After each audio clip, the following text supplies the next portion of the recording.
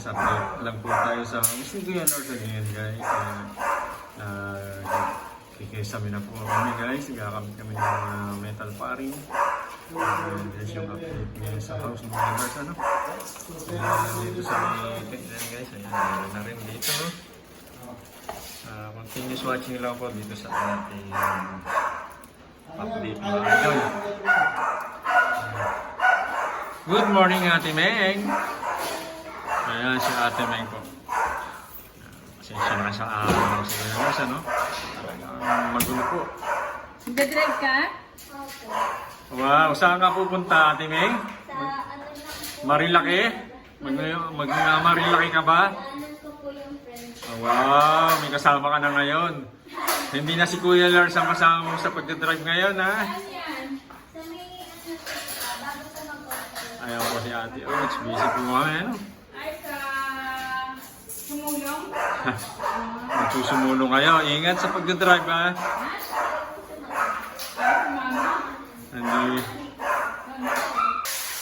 So, yan na nga guys. What's up guys? Ito, yung aming ginagawa ngayon ni Caron at saka ni Mark. Ayan po. Nakakabit na po lahat yung ating metal paring. Pagkakabit na ng anong tawag dyan? Hardy light?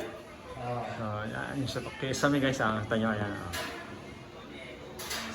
Ready na lahat. Nilalagyan na lang ng mga hanger para hindi po siya bumagsak. Ano? Baka mapares po tayo doon sa mga nakikita natin sa ibang video, no?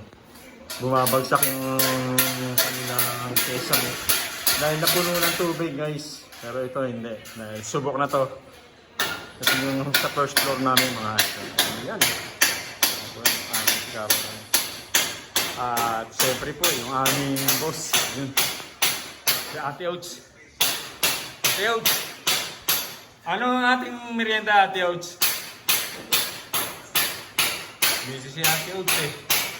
Ito na yung aming unang nagawa pero hindi pa rin siya tapos guys. Ano? Yung fan lang po kay Kuya Lars mga idol. Okay. Ate Oats, baka...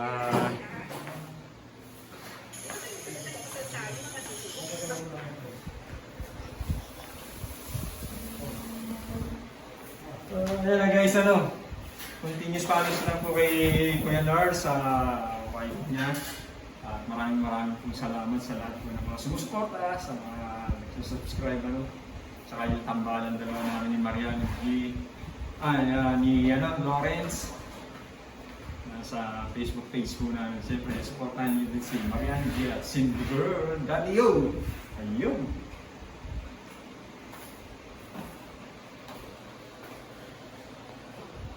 Guys, ang mga kaganapan dito sa ating house. Nakikita nyo, no?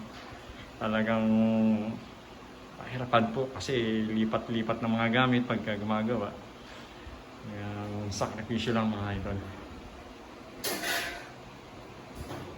Hanggang sa susunod po na update guys. Sabayan nyo lang po sa